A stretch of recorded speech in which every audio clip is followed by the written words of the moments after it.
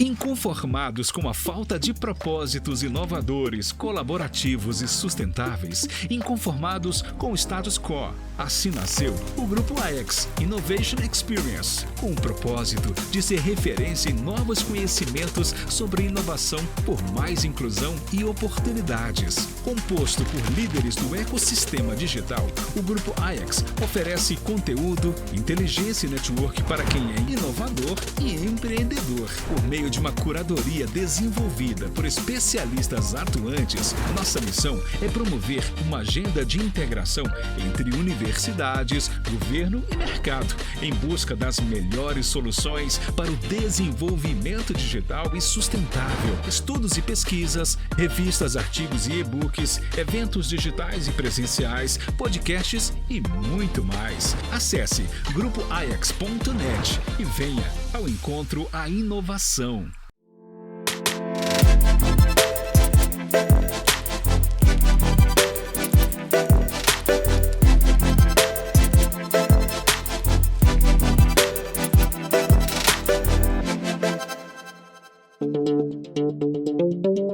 Olá a todas e a todos, um prazer estar com vocês aqui, justamente para a gente falar sobre um assunto absurdo, que a gente não para de falar nele, que é a questão do tech-driven, de que maneira a gente pode enxergar, então, novas tecnologias, novas formas de fazer, todas as tecnologias emergentes, para que a gente possa, então, enxergar de que maneira a gente pode olhar uma produção que pode ser mais responsiva ou menos responsiva, menos ou mais onerosa, dependendo do tipo de tecnologias, inclusive falando sobre as métricas, né?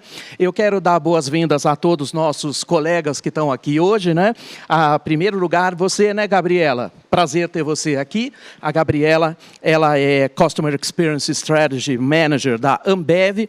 Eu tenho Pedro Paiva. Uma boa tarde, Pedro. Ele é Digital Analytics Coordinator do Banco Carrefour. Eu tenho Marcelo Martins também, que é o CTO do Get Ninjas, né? Éder Pelinsari, né, COO da Monetize, ou Monetize, né? E o Eduardo Lacerda, que é também diretor executivo da Alma Viva. Um grande prazer a vocês. Gente, começando por você, Gabriela, porque as moças primeiro, né? Vamos começar conversando um pouquinho. As empresas estão preparadas para enxergar esse nível de automação que nós estamos falando aqui já? Ou você acha que as pessoas já estão focadas no futuro que a gente gostaria que elas já estivessem? Olha, eu acredito que a gente tem empresas nesses dois cenários. Empresas que ainda, né, possuem sistemas legados e processos manuais e que precisam de automação, mas, ao mesmo tempo, a gente já tem empresas nativas digitais e que estão pensando em novas tecnologias aí e futuro, né? Então, elas já têm uma operação, um back-office automatizado que funciona bem, com agilidade, e elas estão pensando em novas tecnologias como machine learning, inteligência artificial, robótica, e como que essas tecnologias, né, podem ajudá-las a ganhar mais eficiência, produtividade, reduzir custos. Muito legal. A gente está um pouquinho atrás quando a gente olha tudo que vem, né, Gabriela? É assustador também, um pouquinho isso, né? Éder, quando a gente fala que a própria Universidade de Oxford tem lá um estudo sobre profissões do futuro, ele fala muito sobre a questão de que o especialista, né, número 1, que é requerido num prazo de 10 anos, são os especialistas em Feng Shui de dados. Numa economia onde a gente tem dados como moeda corrente, como é que você acha que as pessoas ainda estão perdidas na produção? De que maneira elas podem olhar, então, este futuro que chega sobre elas? Primeiro, quero agradecer aí o convite, prazer estar aqui com vocês. Bom, tá muito em alta, né, alguns assuntos, né? Dados a gente tem falado bastante e a gente precisa tomar decisão com rapidez, né? Eu acho que a questão hoje é você saber fazer a pergunta certa. A gente tem muita informação, né? E conteúdo, estamos sendo bombardeados. E eu acho que esse é o ponto mais estratégico hoje, quando a gente fala de análise de dados, de métrica. Saber o que olhar, para onde olhar, né? Dentro da Monetize, a gente conversa bastante sobre isso. E tem uma pergunta que eu gosto sempre de fazer. O que isso gera de valor para o nosso cliente? O que isso gera de valor para o nosso negócio? Porque senão a gente está olhando para isso para seguir simplesmente a moda, né? Seguir a manada, vamos dizer assim. Então, a gente tem que sair um pouco do movimento e entender o para quê desse movimento. Onde a gente quer chegar, né? Para quem a gente trabalha, em prol de que a gente trabalha. Aí sim você consegue fazer as perguntas certas e utilizar os dados para tomar decisão e para gerar valor para o seu negócio. Muito legal. Como Indira Gandhi falava, né? O poder de você fazer perguntas é a base de todo o progresso humano. Chegou a hora de a gente agora, como humanos, fazer perguntas e esperar que as máquinas as respondam, né? Por favor, nunca mais confundindo uma coisa com a outra, né? E nesse terreno tem muita gente confundindo, né? Porque em tempos de grande sensorização de tudo, de automação de tudo, dessa velocidade irreconhecível que a gente tem, as pessoas ainda estão perdidas naquela porcaria do Excel, ainda depois levando todo aquele monte de porcaria para o PowerPoint, tudo isso, a tarefa de máquina. Você concorda com isso, Marcelo? Que ainda a gente tem uma dependência grande do Excel e do PowerPoint, sim. Mas eu acredito que a gente tem muito que aprender no momento de transformar dados em informação. Concordo demais com você da questão de você gerar valor no dado que você coleta. A gente está coletando muito dado, e transformar isso em alguma coisa de valor é muito difícil. E eu acho que esse vai ser o nosso grande desafio, e trazer esse valor que você vai gerar para a sociedade como um todo, e não só visando só o lucro, que é a sociedade 5.0 aí que a gente deseja que avance. Por favor, né, Marcelo? Sociedade 5.0, a sociedade pautada na criatividade humana, no Human-Centered Design, né? E quando a gente fala de tudo isso que não faz o menor sentido a gente se jogar no Excel e no PowerPoint, porque o máximo de toda essa relação é quando o chefe da gente pede para a gente trocar a cor da bolinha do maldito do PowerPoint, né? E talvez a gente não esteja faltado para isso como ser humano, colocando esse tipo de coisa, né? O Pedro, você concorda com isso ou você acha que tem um caminho muito grande para a gente se livrar da porcaria do Excel e do PowerPoint? Tá aí uma boa pergunta, sabe? O primeiro ponto é entender assim, a parte de dados, né, ela vem como um ferramental. Agora, a utilização desse ferramental, eu acho que é o próximo passo. Então, já é um início muito bom. Então, a gente já tem ferramentas que substituem o Excel, né, que substituem de uma forma muito mais automatizada. Só que o know-how para poder manipular essas ferramentas e gerar o valor é o que vai fazer a diferença nesse futuro. Eu acredito que sim, porque, olha, não vai ter muito sucesso para a gente, né? Se a gente começar a insistir naquela porcaria, né? Que, você pode estar sendo substituído por um sensor que custa 9 centavos de real, né? Pelo amor de Deus, o que você está fazendo no meio disso, né? E eu pergunto, então, Eduardo, como é que você faz um sacode de todo esse movimento? A gente vai se voltar para a grande automação e o que acontece com o ser humano do outro lado? Então, primeiro agradecer o convite, obrigado aqui estar entre colegas, obrigado, Carlos, participar contigo também é uma honra. A gente estava até discutindo um pouco sobre isso, né? Eu acho que a utilização do dados ela tem que ser feita de uma forma muito realista e muito dinâmica. Eu acredito muito no do it yourself, que a gente estava falando. Então, a utilização do humano do outro lado, ela não vai deixar de existir. Na verdade, ela quer que... Nós queremos que ela seja ainda mais participativa nesse caso, né? Então, hoje, o nível de automações que a gente pode fazer, de utilização de ferramentas, eu acho que ela tem que tendenciar para o lado também do ser humano do outro lado, utilizar isso da melhor forma e não simplesmente ser substituído por uma máquina ou receber alguma resposta automática. Então, acho que essa trend da utilização e a utilização do humano como cliente, como consumidor no do it yourself, eu acho que vai ser essencial para o 5.0 e o que a gente vem aqui pela frente. Puxa, maravilhoso, porque na verdade, será que a gente vai finalmente se livrar de tarefa estúpida que não é de gente? Porque talvez a contribuição de gente é ter esse criativo, é pensar, né, pensar futuro, né, criar ficção possível. Mas olha que mesmo dentro do segmento dos consumidores, né, desde os anos de 90, a gente olha que o vetor de marketing se inverteu, são as pessoas que compram, não são mais as empresas que vendem, e ele está no centro total, né, Gabriela? E quando a gente fala do customer centricity, todo mundo fica muito nervoso, porque isso é pura tecnologia e pura assunção também da independência do consumidor, e as empresas ainda estão calculando ROI. Me dá nos nervos isso que você não tem noção. Quando a gente calcula ROI, eu estou calculando ainda o centro no investidor, e eu deveria estar calculando, então, ROX, o retorno sobre a experiência, o retorno sobre a confiança, sobre a cultura do acerto através do erro. Gabriela, onde o povo errou nisso? Você que é expert em Customer Experience. Eu acredito que muitas empresas, né, elas ainda estão aprendendo que Customer Experience, sim, traz resultados. Customer Experience, o investimento em tecnologia ou no mindset das pessoas, para que elas deixem de ter, né, aquele papel que é executar uma atividade que pode ser automatizada e tenha um papel mais estratégico, né, é um movimento que as empresas estão fazendo. Então, quando a gente fala de Customer Centricity, a gente sim ouve, né, a voz do cliente, tem uma gama de dados e aí utiliza de Machine Learning, de Text Analytics, para interpretar todas essas informações e ter os insights corretos sobre isso e usar esses insights como input, né, nos produtos que o próprio cliente usa ou nos aplicativos que o próprio time, né, que atende o cliente utiliza para prestar um atendimento cada vez mais personalizado e centrado naquele cliente. Então, é uma evolução que eu vejo as empresas fazendo. E quando a gente fala em ROCs, existem métricas, né, de experiência do cliente, como o Net Promoter Score, como Customer Satisfaction. E hoje as empresas, algumas delas, elas ainda não enxergaram que quando você olha um cliente que é promotor da sua marca e compara o faturamento que aquele cliente promotor te traz, comparado a um cliente que é um detrator, por exemplo, pode haver uma grande diferença por aí.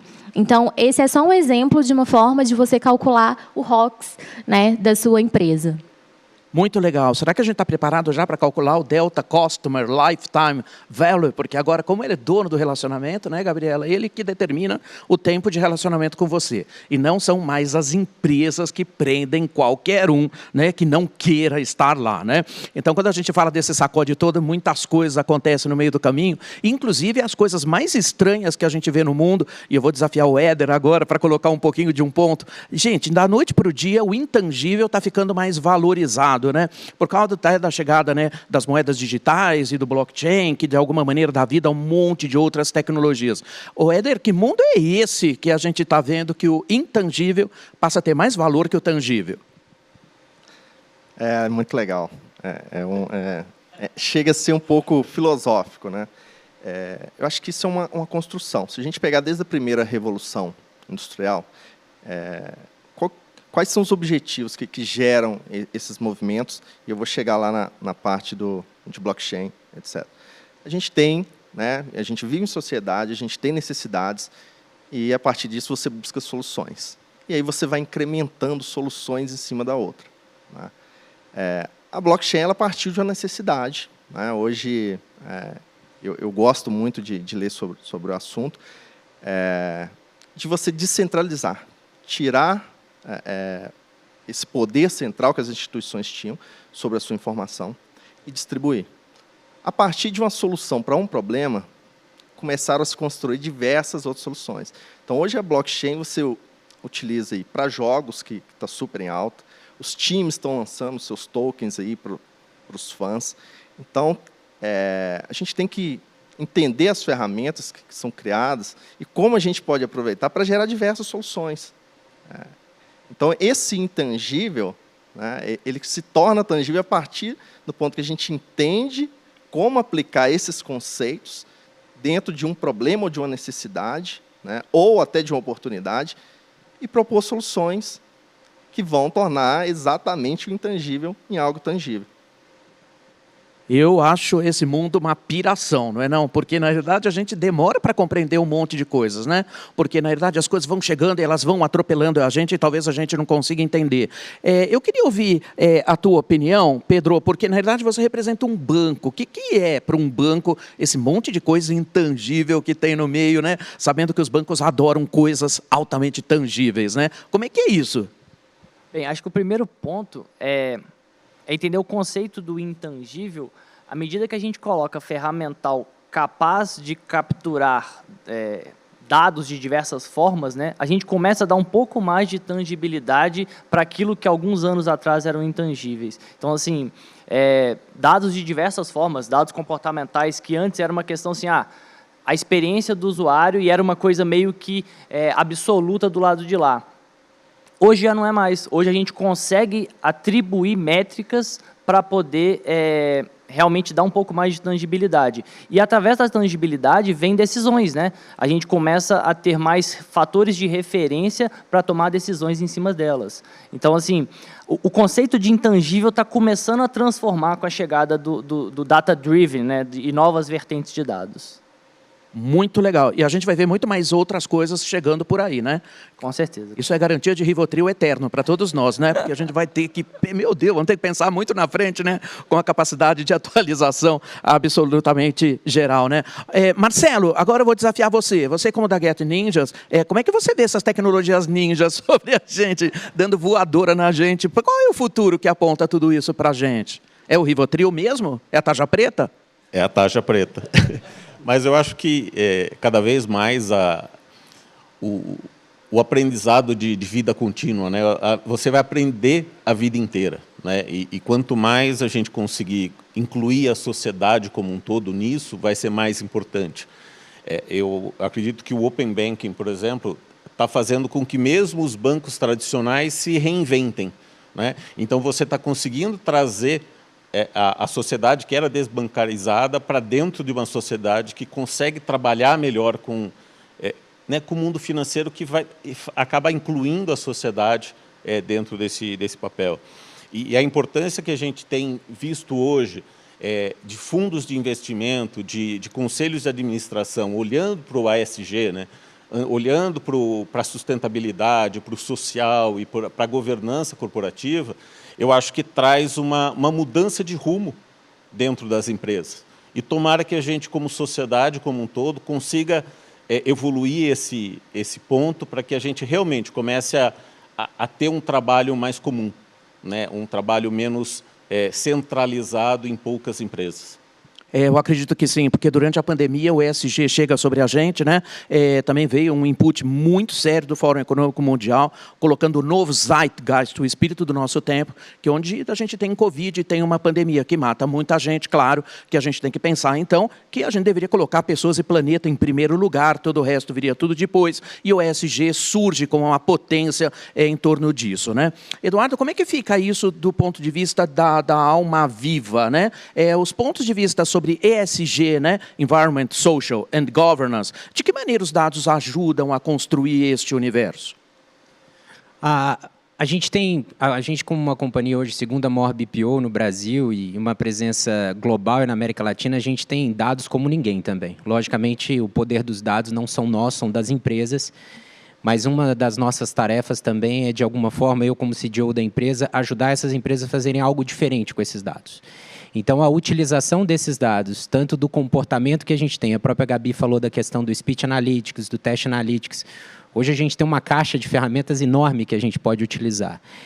Saber como utilizar e de uma forma muito inteligente, de uma forma segura. A gente tem LGPD e tem várias regras no mundo inteiro. A gente tem clientes no mundo inteiro, então a cada cidade no mundo que a gente atende é uma regra diferente. A utilização disso para poder do ESG também ajudar e direcionar não, mas ajudar a empresa a tomar a decisão ou direcionar. Então, a gente tem construído uma área de BI muito forte, uma área de inteligência de mercado muito forte, a qual a gente usa também inteligência de mercado transacional para poder utilizar da melhor forma esses dados e tentar entregar para os nossos clientes como uma forma até tailor-made, vamos dizer, de algo assim, vai por esse caminho que é o que a gente está indicando, que o mercado está indo. Porque a gente, como BPO, a gente está de um lado que a gente escuta todos os clientes, né? Então, isso é muito interessante para poder ajudar de forma proativa e consultiva as empresas que são nossos clientes hoje.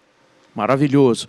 Mesmo porque, do ponto de vista de governança, né, a gente tem esse entrave, né? Porque como é que a gente vai fazer tudo isso quando a gente tem LGPD e, na realidade, quando a gente também olha o reflexo de tudo que tem até do próprio capitalismo de vigilância, né, que faz com que a gente vá ver que o processo todo aí de que as empresas vão ter que andar num trilho ético e muito transparente, como a gente nunca viu, né? Porque, na realidade, Michel Foucault já falava isso em 1960, quando ele falava que chegaria o dia em que as empresas, né, ou todo mundo não teria nenhum lugar seguro suficientemente bom para que a gente pudesse se esconder.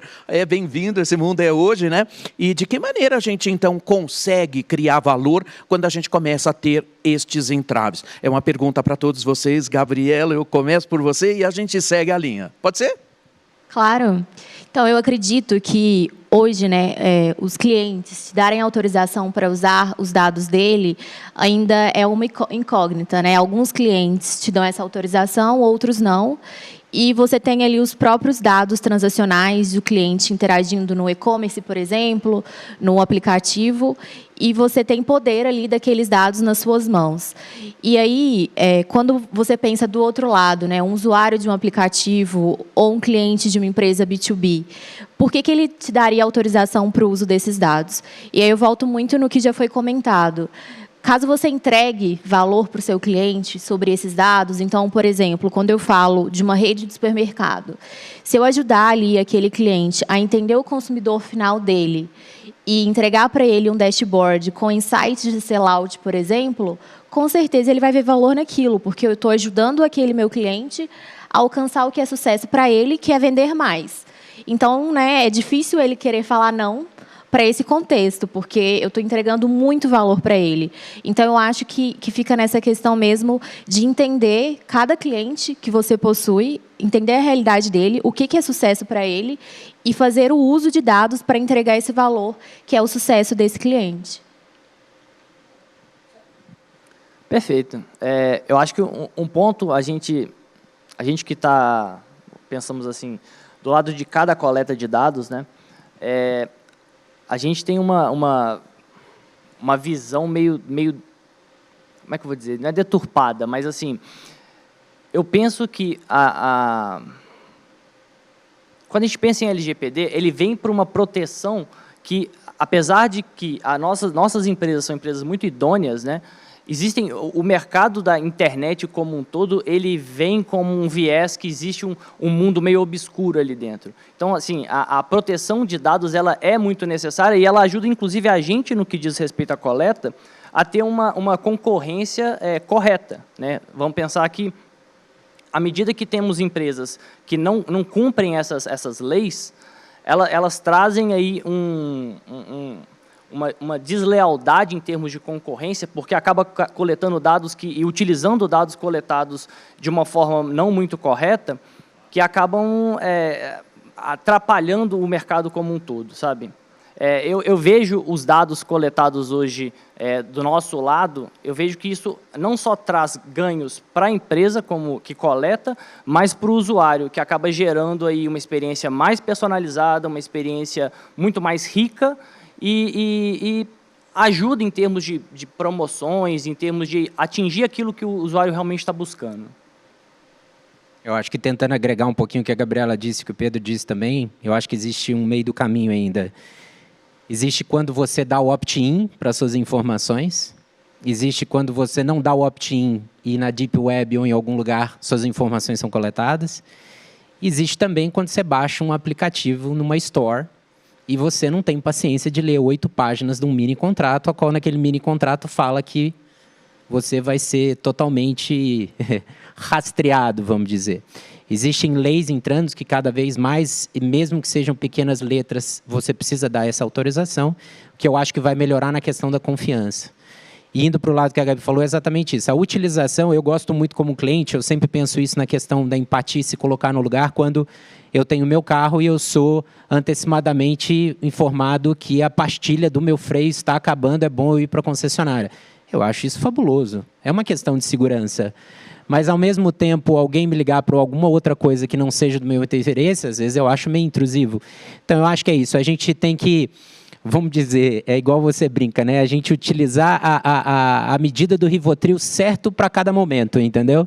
Então, assim, a gente saber o perfil, que acho que esse é a questão da dificuldade que a gente tem. Saber o momento que você vai fazer um touch point com esse cliente, exatamente, que vai ser totalmente interessante para ele.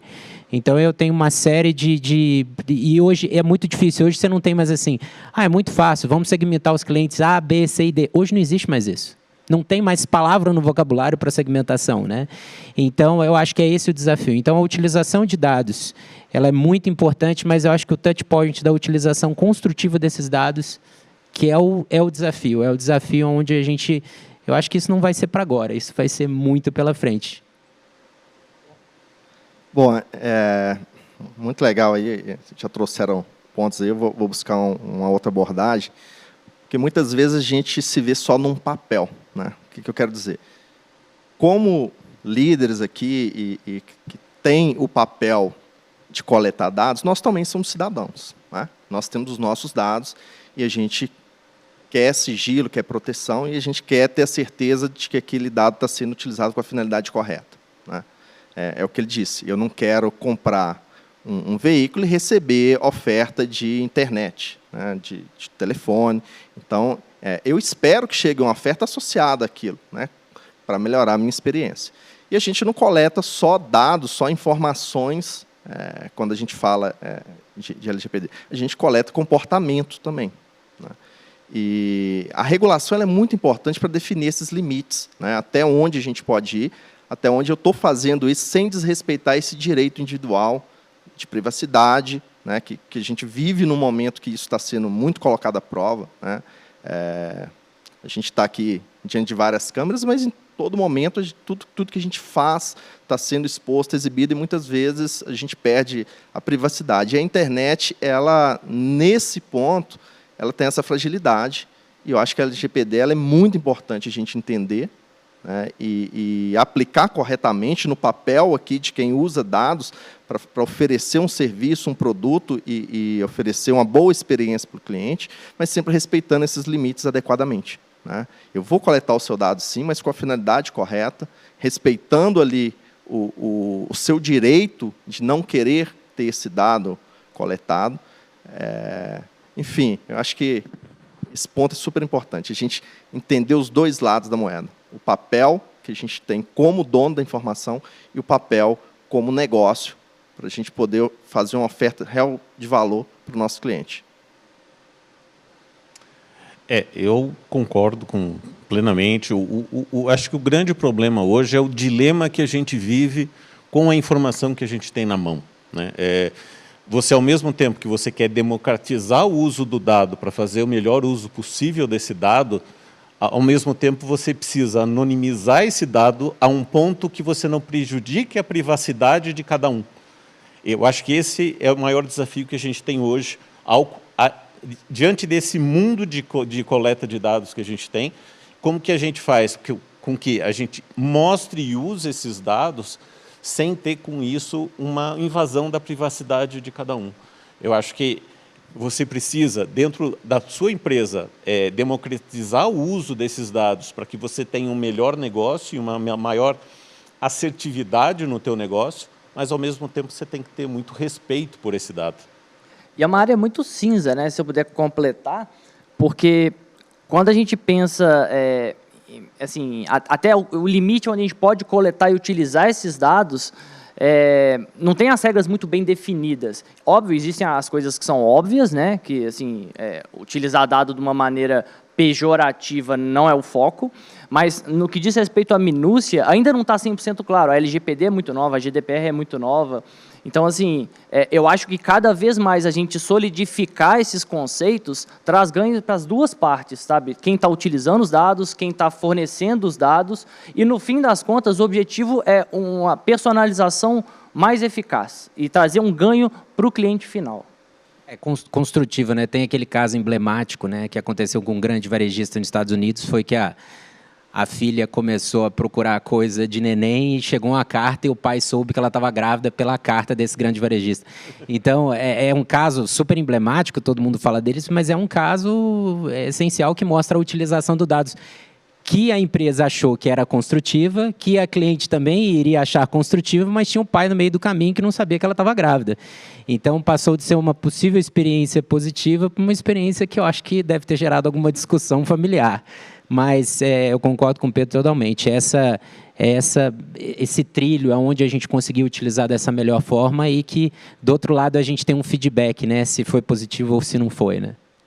Muito bom. E tudo isso para a gente ver de que nós não estamos sozinhos mais. Todo mundo está observando a gente, não é isso? Então, num segmento onde a privacidade também está sob júdice, claro que a gente lembra também do darwinismo digital, que fala que o ambiente político, regulatório e legal será o último sempre a chegar. E, além de tudo, a gente não pode ficar esperando nessa velocidade que o ambiente político, regulatório e legal chegue sobre a gente, não é isso? Agora, de novo, para a gente rodar a roda aqui, então, né, de um jeito legal, a gente está vendo agora, vai chegar a 5G, né? Lembrando que a China já está com o satélite de 6G no ar, tá bom? Então, pode ser que tudo que a gente esteja falando aqui já esteja no passado. Mas, enfim, quando a gente olha serviços conectados, será que é uma forma divertida da gente enxergar que as coisas começam a conversar com a gente? Porque, teoricamente, eu não precisaria ter o apoio de uma empresa para eu poder lembrar que eu tenho que trocar o pneu do meu carro, não é? Será que o meu carro não pode contar isso? Será que um engradado, né, ou de cerveja, de qualquer outra coisa que eu possa comprar, ele mesmo me avise que está faltando e eu não preciso ter a empresa no meio do caminho?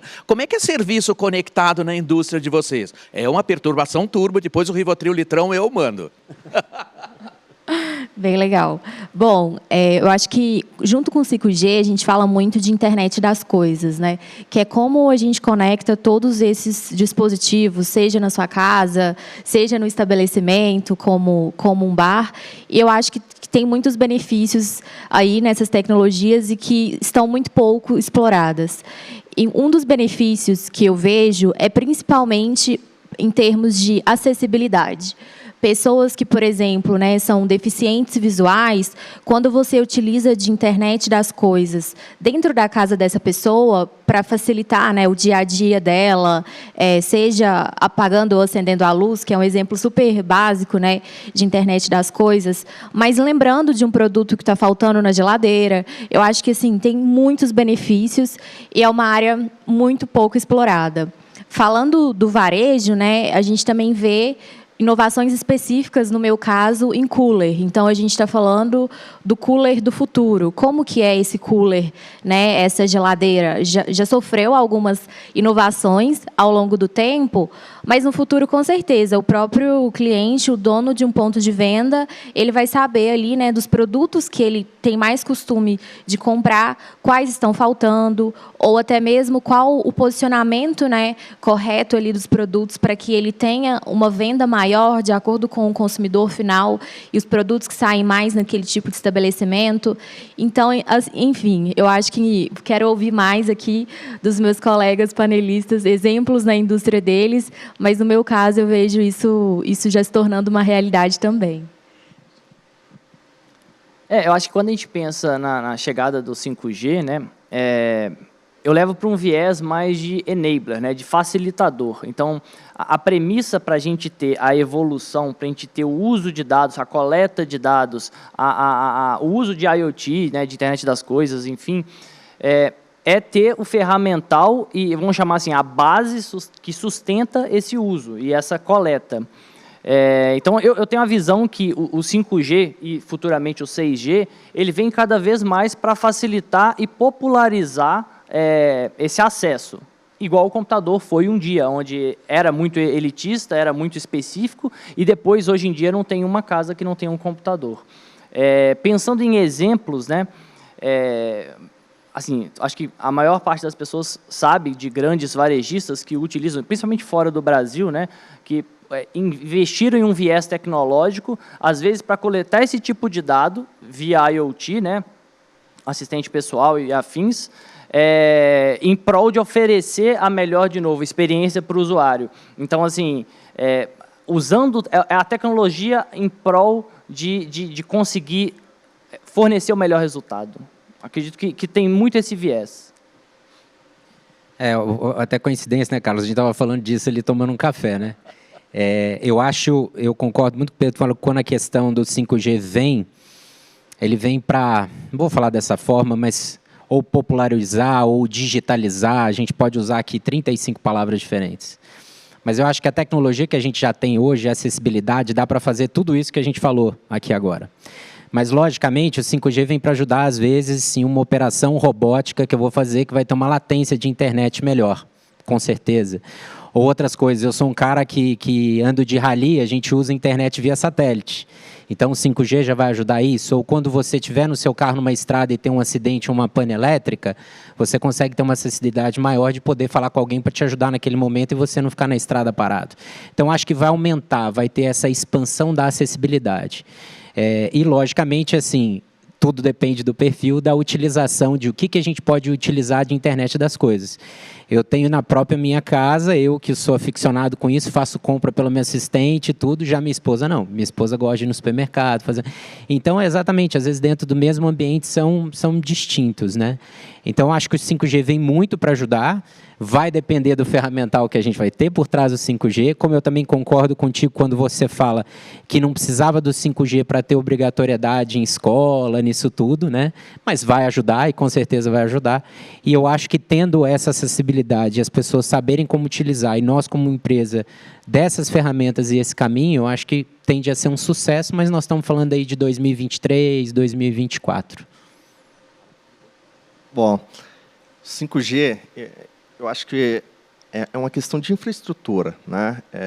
Tudo que a gente está construindo hoje de negócio, a gente está aqui, vai falar para milhares de pessoas aí, através da internet. Então, é o meio, né? Então, a gente precisa melhorar a infraestrutura para que os negócios sejam construídos, né? Hoje, tudo está na palma da mão, no celular. E a gente não pode limitar isso, né? Eu gosto de ir para o sítio, gosto de ir para alguns lugares, muitas vezes ali você fica limitado em uso de serviços, a gente aprende pelo celular, a gente estuda, a gente se relaciona pelo celular, nas redes sociais, a gente compra. Então, hoje, tudo está sendo feito a partir da infraestrutura que é a internet. Então, o 5G eu vejo como uma questão de melhoria dessa infraestrutura para a gente poder avançar e continuar construindo soluções, né? E o IoT é uma grande realidade. E para mim, quando a gente fala de robótica, IoT, eu vejo uma questão implícita, que é o que todos nós temos em comum, na mesma quantidade e de mais escasso, o tempo. Então, o que a gente quer? Você quer mais tempo para fazer aquilo que você escolher, né? Quando você utiliza esses recursos, por exemplo, se você não gosta de ir ao supermercado, você tem uma geladeira inteligente, que você programa, na falta de um produto, ela já pode fazer a cotação automática ali do melhor preço e do melhor prazo, aquilo que você definir que é o essencial para você, e te economizar esse tempo para você dedicar a outras coisas que você gosta. Então, você constrói soluções para resolver esse problema, né? Até que a gente consiga desenvolver aí uma máquina do tempo ou algo que resolva de vez esse problema aí. E aí a gente para de tomar o Rivotril ali em doses cavalares. Tá ótimo. Eu acredito que a tecnologia 5G dependa muito da infraestrutura. Eu acho que o Brasil precisa evoluir muito rápido para que a gente não fique muito para trás do resto do mundo, para que a gente consiga ter uma evolução pareada com isso. Esses pontos do IoT, com o 5G, eu acho que a gente ganha uma expansão e uma cobertura muito maior, é uma velocidade de 50 vezes, é alguma coisa muito, muito melhor do ponto de vista de tecnologia. Eu acredito que, se a gente realmente conseguir fazer uma cobertura nacional de uma forma rápida, a gente vai conseguir, sim, um resultado bom e talvez... daqui a 10, 15 anos, a gente entenda que o Brasil consiga se posicionar melhor diante do panorama mundial.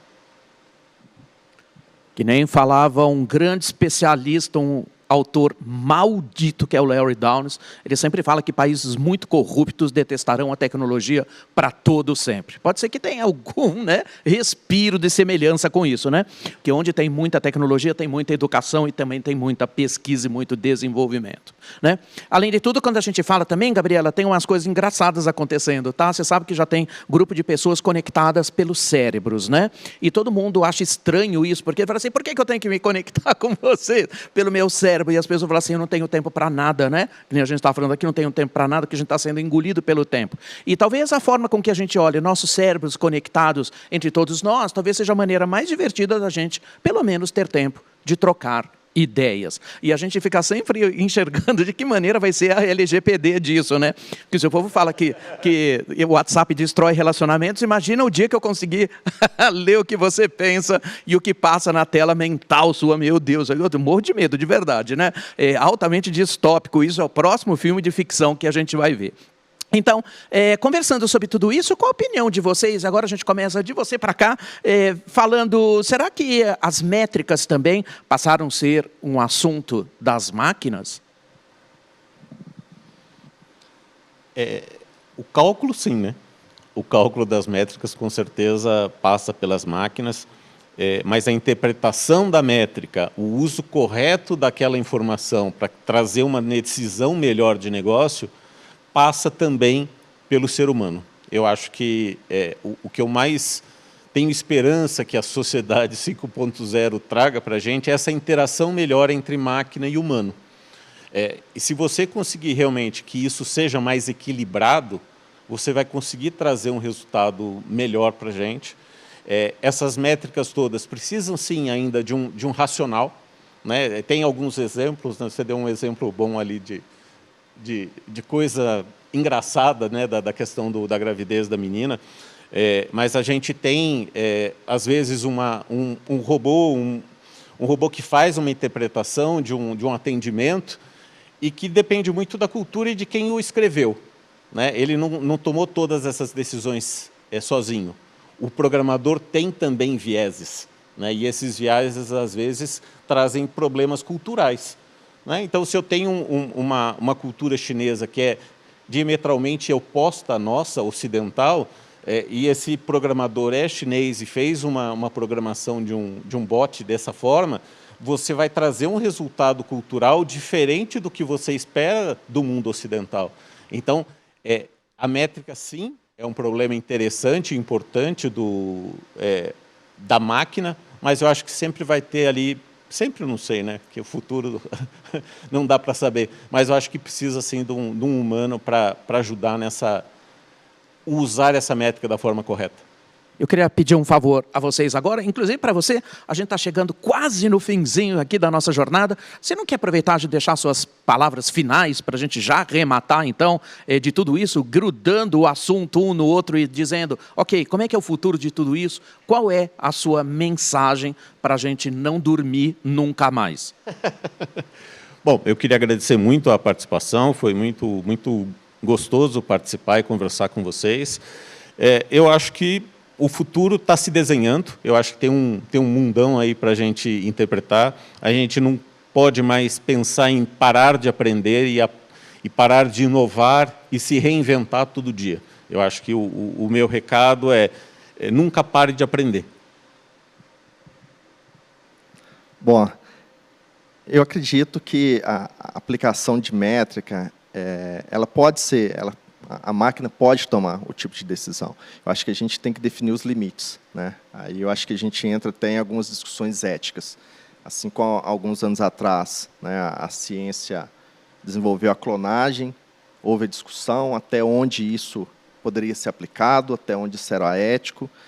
Imagine um caso que você tem uma máquina que vai cuidar da sua saúde. Ela vai ler as métricas do seu corpo, vai tomar a decisão daquilo que está faltando, que não está.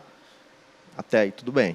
Agora, quando ela começa a tomar decisões, e aí eu vou um pouco na ficção, aí, no Exterminador do Futuro, entender, por exemplo, que uma vida humana é melhor a eliminação de uma vida para atingir alguma métrica específica, aí a gente começa a ter que tomar os cuidados, né? Porque a gente invade a questão ética, né, será que uma máquina, será que um número pode tomar esse tipo de decisão? Então, é uma coisa que causa um pouco de espanto, mas é a aplicação, é o que eu disse. Se a gente usar a máquina corretamente para o que a gente diz que quer fazer, que é para o nosso bem, cuidar do nosso tempo, para a nossa segurança, para evitar acidente em trânsito, para evitar que eu gaste menos tempo quando eu quero me deslocar e fique preso em engarrafamentos, né? Se ela ler as métricas para tomar esse tipo de decisão, me colocar com o menor tempo possível em um local que eu quero estar, né, que ela cuide da minha saúde, aí eu acho que é totalmente plausível a gente deixar ela tomar decisão com métricas. Agora, quando ela começa a tomar decisões que entra na questão da vida, eu acho que é um debate futuro aí que a gente vai chegar nele. Vou aproveitar para fazer minhas considerações. Foi um prazer aqui estar com vocês aqui. Acho que o papo continua depois lá nos bastidores. A gente estava tendo uma conversa. E a mensagem que eu quero deixar para todo mundo é: a gente está vivendo um momento único no mundo. Isso acontece algumas vezes em algumas gerações. A gente precisa entender o papel que a gente quer assumir. Se a gente quer ser agente desse momento, se a gente quer ser protagonista, participar e ajudar a definir os caminhos que essas discussões que a gente está fazendo aqui vão tomar, para onde elas vão, ou se a gente simplesmente vai participar passivamente disso, né? A maioria aqui tem papel importante dentro das empresas e na sociedade, né? Influenciam, inclusive, as decisões das pessoas, e a gente tem que ser um agente e direcionar esse caminho. Acho que participar das discussões e ajudar as pessoas também a terem consciência de que elas estão nessa discussão, né? Que elas precisam entender ali que elas estão envolvidas e para onde nós, como sociedade, como humanidade, a gente quer chegar, né?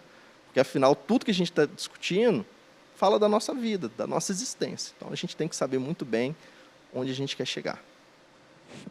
A utilização da métrica ela é essencial, e eu acho que o humano nunca vai deixar de fazer participação da métrica.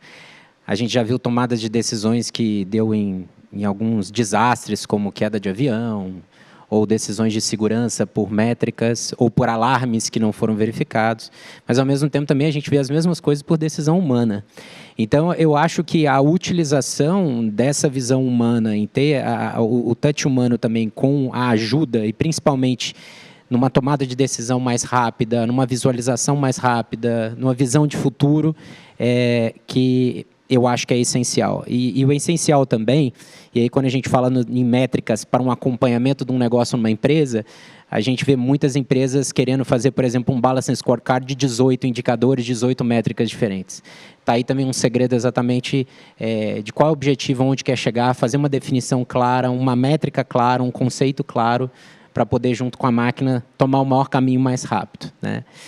Queria agradecer, Carlos, pelo convite. Eu acho que foi bem legal o debate, e isso está no nosso dia a dia, que é mais levando para um público que a gente às vezes não consegue levar. E assim, a mensagem que eu gostaria de deixar é muito parecida com o que o Éder falou, exatamente por a gente estar num momento único, que não é um momento só de transformação tecnológica. A pandemia nos colocou numa posição de desconforto geral, né? Ou a gente fazia algo diferente, ou a gente ia ter um sério problema. E foi interessante que, quando a gente entrou na pandemia, a gente agiu muito rápido, e aí a gente estabilizou, e agora a discussão está o seguinte, né? O que a gente fala muito, a gente estava discutindo até com o Marcelo. Pô, estão voltando todo mundo para o escritório. Agora é outra discussão. Então, assim, a gente está passando por uma fase que não só a tecnologia, a utilização de tecnologia, mas também o ambiente, ele está muito propício para a gente quebrar alguns paradigmas e fazer algo diferente. Então, eu acho que é isso, é utilizar desse momento da melhor forma possível, lógico, sempre para o bem, né? Sempre pensando em fazer o bem de uma forma muito positiva, para a gente conseguir coletar tudo de bom desse momento. Obrigado.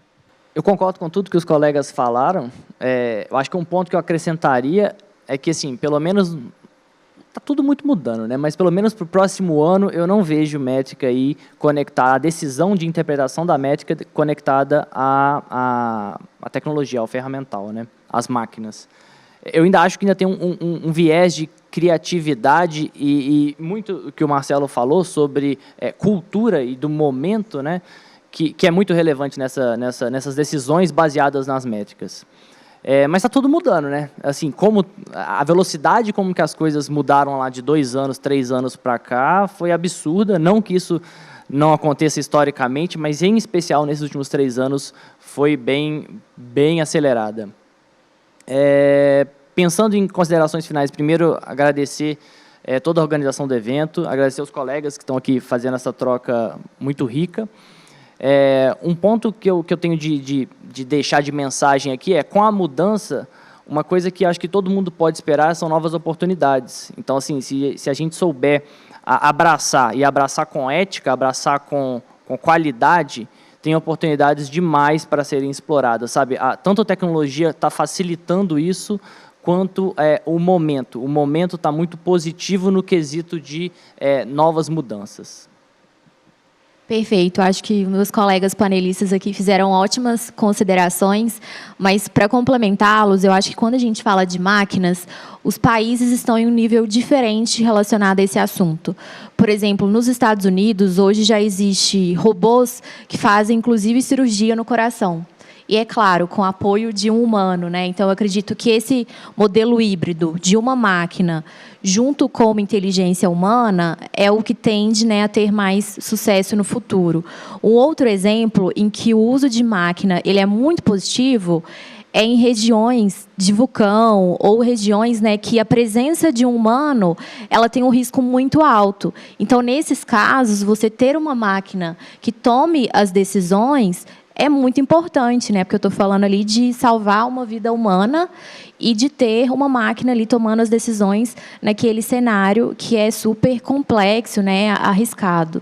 E, para deixar aqui as minhas considerações finais, eu diria, né, para todos que estão nos assistindo, estudar bastante, que falaram muito aqui, mas não só em termos de novas tecnologias e novas tendências, mas também investir muito em soft skills. Nesse ambiente, né, de constantes mudanças, a gente tem que ser cada vez mais resiliente, cada vez mais, né, se adaptar ao cenário da empresa, que você começa o dia, termina o dia com decisões que você nem esperava, né? Então, a velocidade de mudanças no ambiente de trabalho, das tomadas de decisões e mudança mesmo do negócio em si está muito rápido. E a gente, como humano, né, não necessariamente está 100% preparado para tudo isso que está acontecendo. Então, também é super importante a gente investir na nossa saúde mental, nessas habilidades, né, nessas soft skills que vão ser primordiais para a gente passar por essas constantes mudanças e continuar contribuindo aí para a sociedade. Queria também agradecer ao Carlos, que conduziu esse painel brilhantemente, e toda a organização do evento, aos meus colegas panelistas também. Muito obrigada, foi um prazer conhecê-los.